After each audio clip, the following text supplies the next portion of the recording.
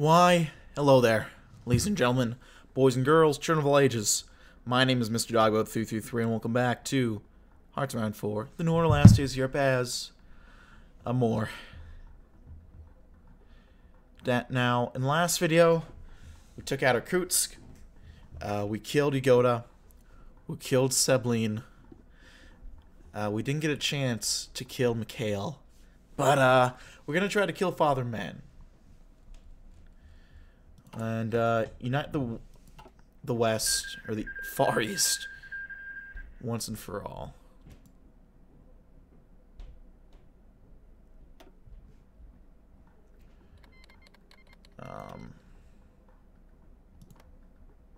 France versus these guys, that might actually help a little bit. We'll see.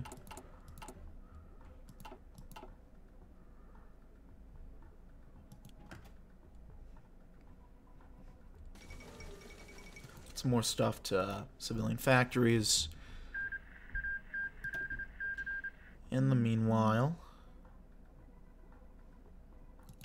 go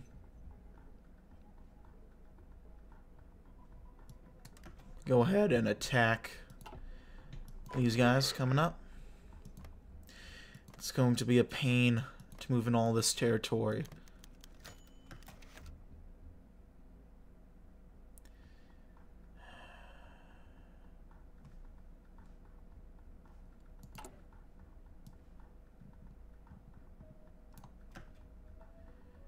I'm gonna wait a few days.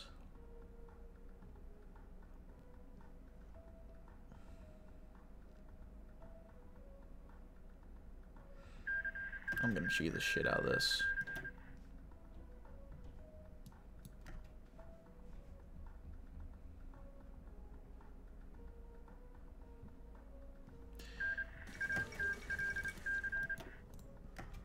And what do we need the most? Okay, I think in everything so far. Probably boost agriculture.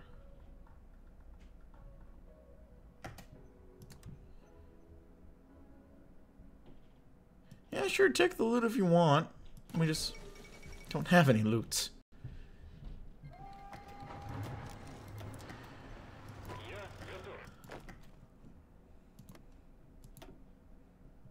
There we go as we push forward.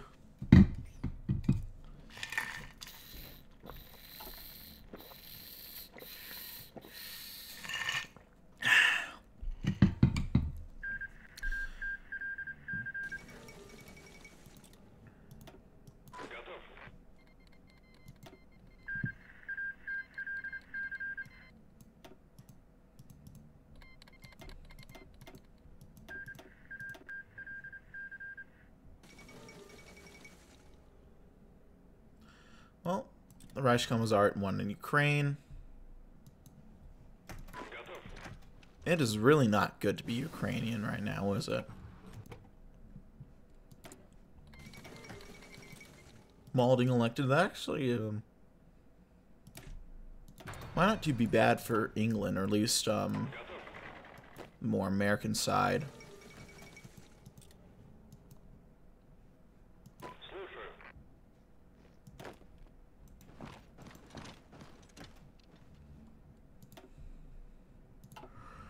If we can take home alone, and if that just ends it, that would be nice. But it probably won't. No. What's victory points is home alone even? 5.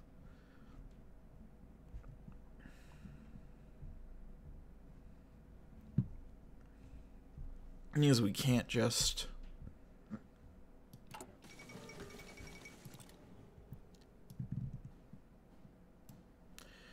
Let's do some more of this real quick, so I think we'll do that.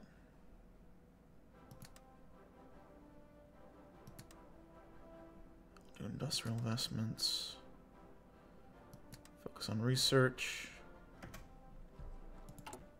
I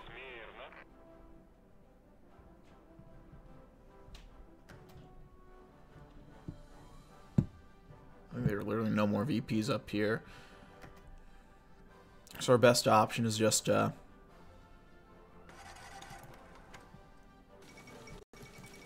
rush into these VPs.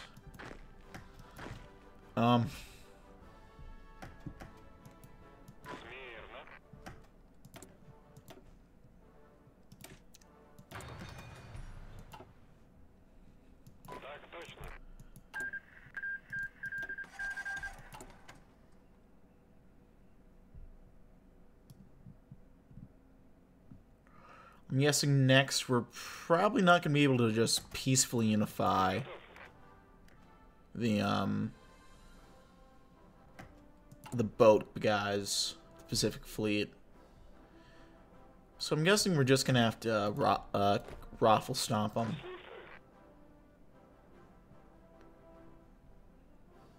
Why did I say raffle stomp? Is that even a... I feel like that might somehow be a term. I don't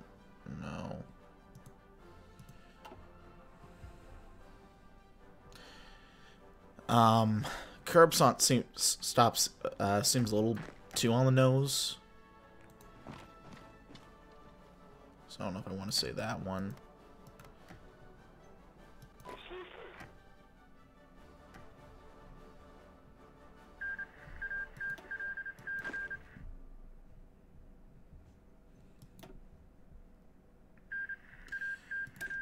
Support equipment is probably going to help us the most right now, although even that might not help too much.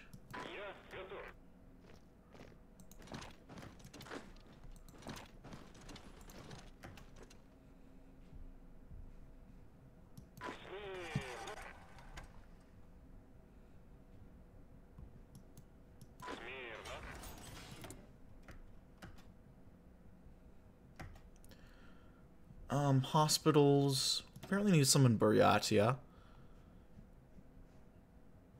Which, I guess we can build stuff in Buryatia. Why not?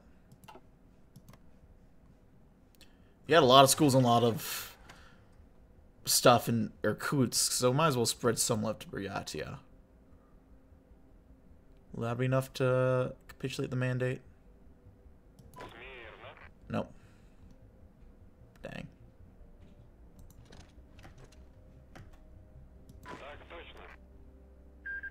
Oh, no, it was. Okay. Their cheers will be no more.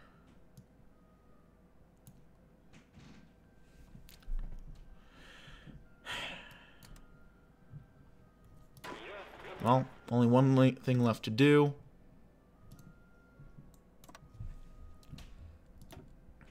More production units.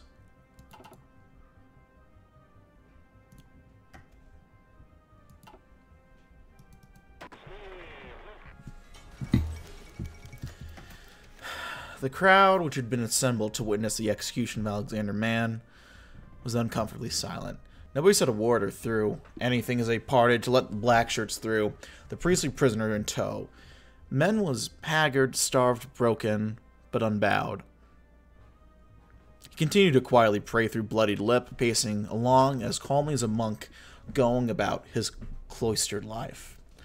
Only at the far fringes of a crowd were voices heard, voices that whispered of the northern priest who had taken on a reputation that far eclipsed his humble form. Some spoke of his plain appearance, others of his supposed sorcerous powers. All were tinged by fear of what might come as a consequence of his demise. Even the patriarch, avowed followers of the church in the vase, conducted last rites with trembling hands. The black shirts standing alongside of the condemned glanced around nervously and tapped their feet, wishing only for this sense of discomfort, of wrongness, to end. Men's quiet prayers warmed the way into the ears of those around him. There was no acknowledgement of a noose being hastened around his neck. The lever clung. Men's body dropped, ending his prayers instantly with a near-audible crunch. Bolotov, who specifically tied the noose to strangle the priest to death instead, turned white as snow as he realized what happened. They all knew the truth in the depths of her soul. A terrible thing had been done, but none would ever speak of it again. The citizens present that day would forever live in silent fear of a judgment that now surely awaited them. Man is unjust, but God is just. And finally, justice triumphs. That was actually pretty cool. I'm not gonna lie. Very well done there.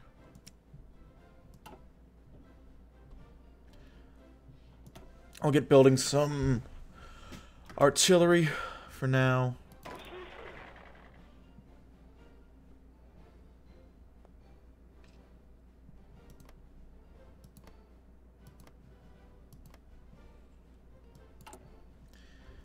It says we can scavenge for loot.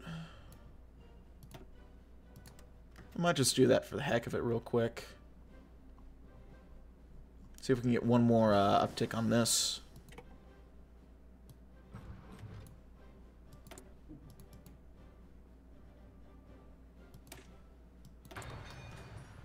Let's check our Why did I check our poverty? That was a fucking horrible mistake. Ugh.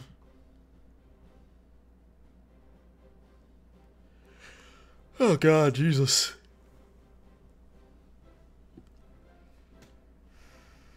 I think God is just upset of us for killing his guy. And this is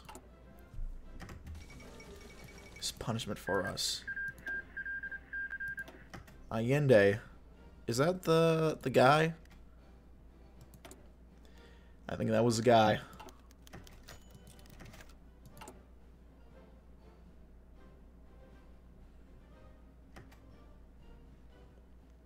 They can probably just go ahead. Attack the fleet from here.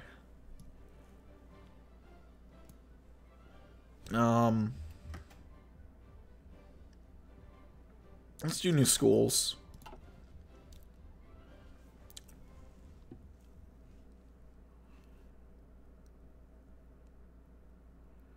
Looks like the Ural military district is going to win over there. And it's between the front and Samara at this point.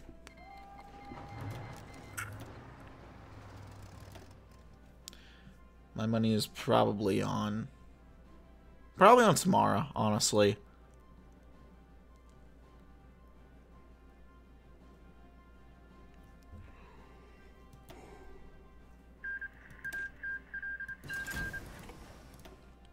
New Greenwater Navy.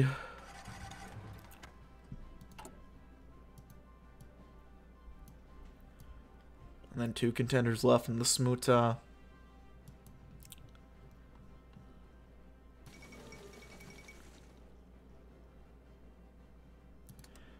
Commit to the war effort.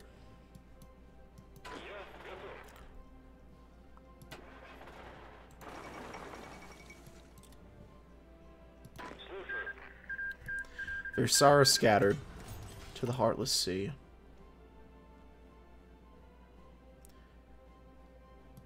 We'll get our cores. And then I think with that, the first breath of a fascist Russia. Through blood, toil, and sacrifice, we've taken our first steps to victory. The vision of a Russia under the light of fascism is no longer merely a dream, but a true possibility. Surrounded by enemies on all sides, our strength were crushed, one by one, the strength of our war machine, and ideological conviction. This is a noble triumph. There's much to be done before the national revolution is complete. There are many of our citizens who must be educated in our doctrines, the last gasps of resistance snuffed out, even as we prepare for the enemies which rise to our west. But we do not fear, for now we know our victory is inevitable. The national revolution will be completed, and Russia shall be returned to victory. All hail the Vost. We'll build glorious convoys to celebrate. Extract more glorious resources.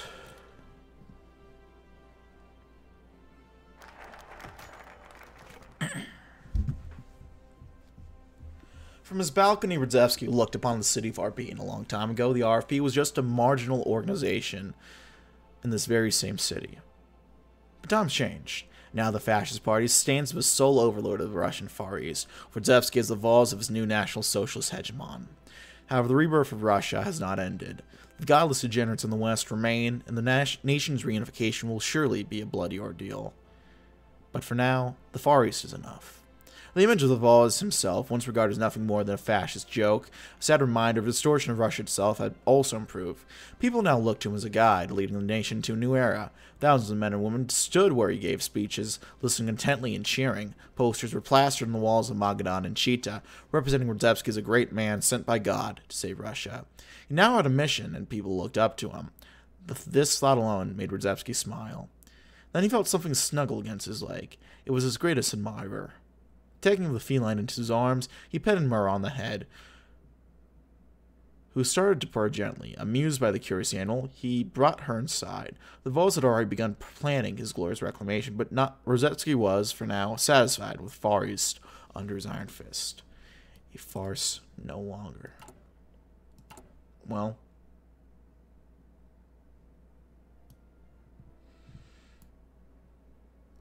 here we go. The Vaz has seen fit to announce that we are the only true Russian government to begin the restoration of the motherland. For God, nation, and labor.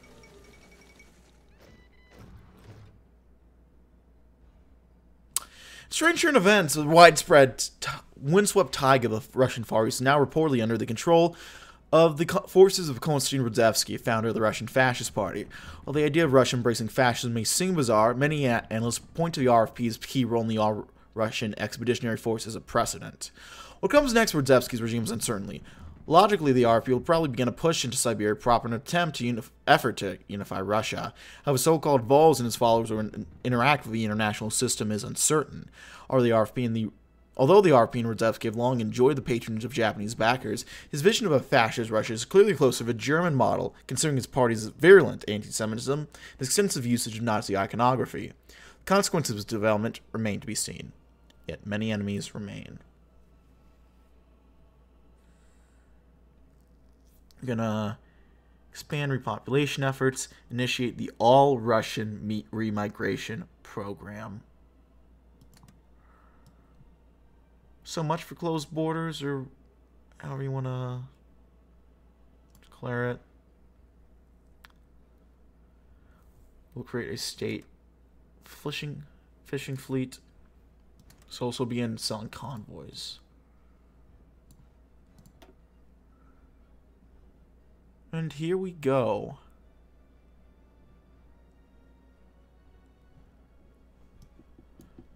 We have many options.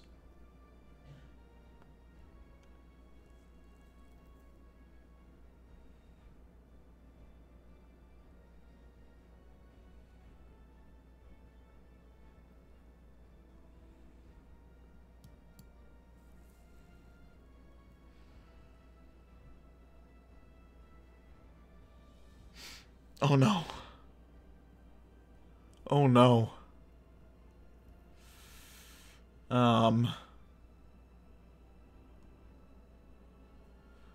Okay. Oh no.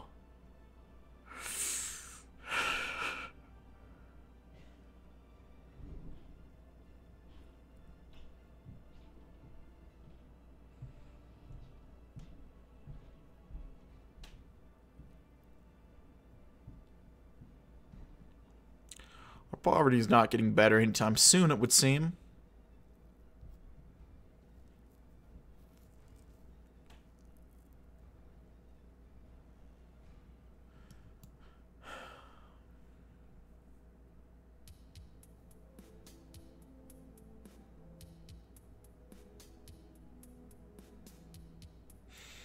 I almost kind of want to rush down to here because I know we can get outer Manchuria.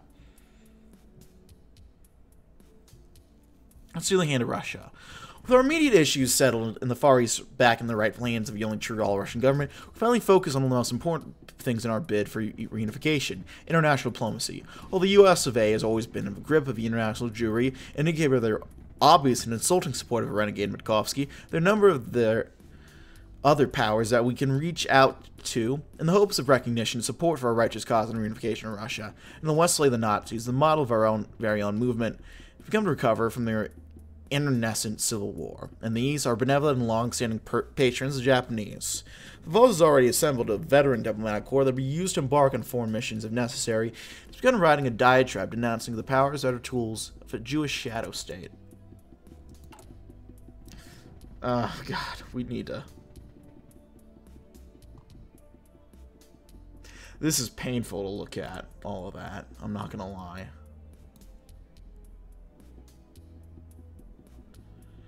We have the manpower issue starting to be figured out.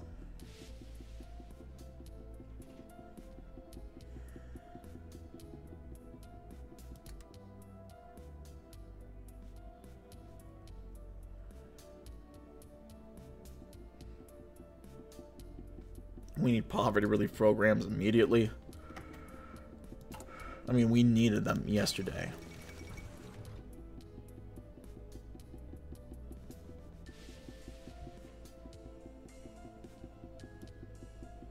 Okay, huh. Zaya, Cheetah, Magadan, Irkutsk. Swastika flies over every corner of eastern Siberia. The streets are quiet and orderly, save for the roving gangs of black shirts who continue to drag enemies of a state from their homes and set them dangling from the gallows. The strong rule, and the weak suffer what they must, toiling for their betters in the mines and concentration camps. Dozens die every day, crushed beneath a Russian jackboot. Finally, all's as it should be in our reborn Russia. There remains much to do before we turn our gaze westward and begin the liberation of all Russia. For our immediate threats disposed of and the RFP secured, the Voz now has the opportunity to carry out his planned reorganization of a nation. We still want for many things necessary for victory: proper industry, modern agriculture, and large-scale armament productions, just to name a few. But no minor setbacks can stop us from fulfilling our destiny. We have risen from our Siberian backwater to claim the entirety of the Far East. Our enemies lie broken, burned, and buried. Every foe we face has been shattered by the iron fist of National Socialism. The same will be true for any other Jewish puppet who dares stand before us. The skies darken, not with the gloom or defeat and destruction, but under the shadow of our glory, invigorated by God and given form in the Voz, Savior of Russia. Nothing can stop us now.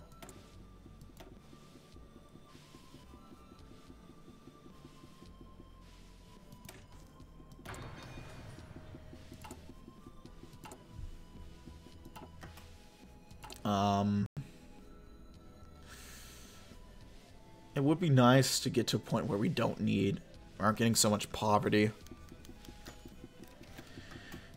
There we go, a glimmering light, any desolate waste.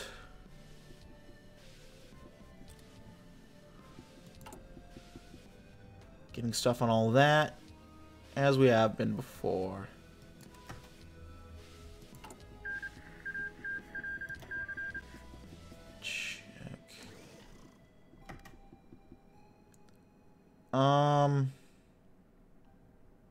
We actually can't lower our army expenditures at all at this point.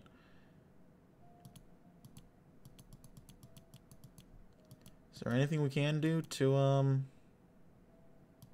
there's not really much we can do. I think I'm just gonna go balls to the wall.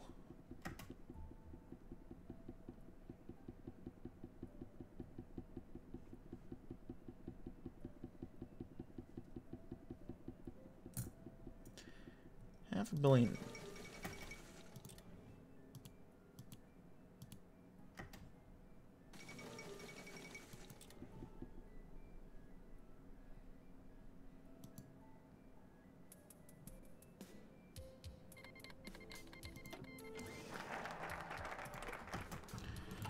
Amur it's just kind of, they just outright, I don't know how else to describe it. It's a dookie start. And I don't think it's going to get any better anytime soon. But for now, let's reach out to our old benefactors. The Japanese are many things. They're a strong race of generous people led by an emperor whose administration has gone leaps and bounds for our movement. And our soldiers still fight with Japanese weapons, while officers in black shirts confer with Kenpeitai agents. To not have a connection that our movement has with the Japanese would be nonsensical. Thus, should we not lean to the relationship that we already have, that was cultivated by Voz and his peers for decades?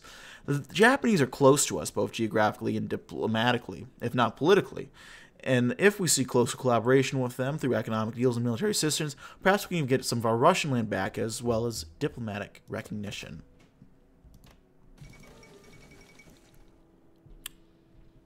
The Welsh Unionists have capitulated. The all-Russian industry struggle begins. Let's get back to work.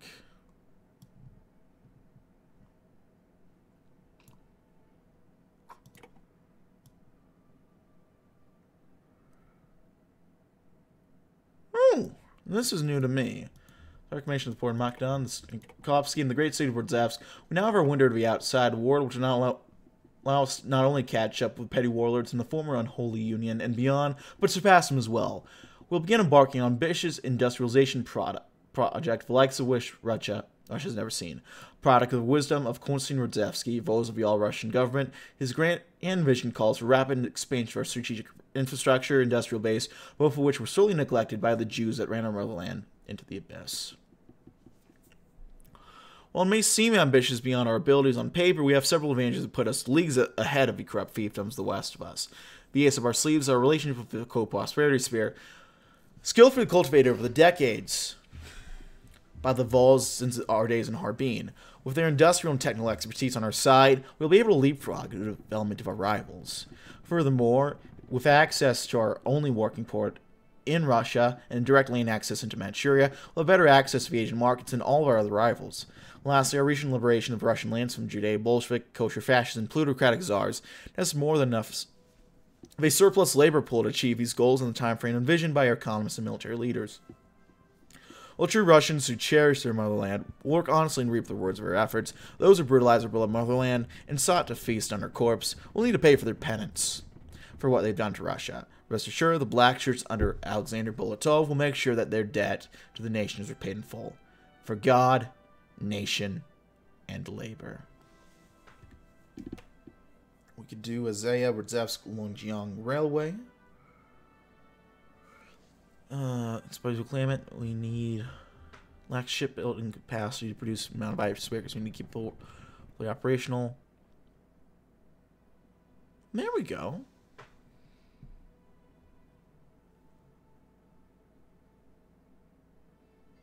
I'm fine with getting this going.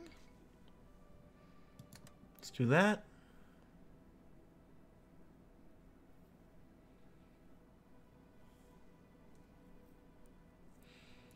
Oil for food.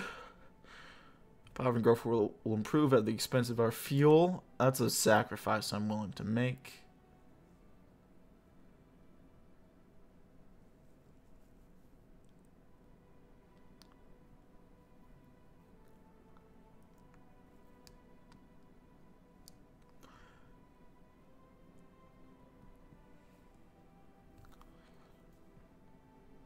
I will look into the rest of this next time, but before we go, you might have heard me remark that we got a lot of the events. We got the event for killing Yagoda, Sabline, even, and Alexander Men, but we missed the event for old Alexander, or Mikhail Romanov, because for whatever reason we didn't get it. I guess the core was removed, so we didn't get a chance to read it. So I want to make sure that we didn't get a miss out on anything. So, thank you to whoever posted this on the TNO subreddit. Let's see. It was Awada. So, if you want to blame anyone, blame Awada. Traitor.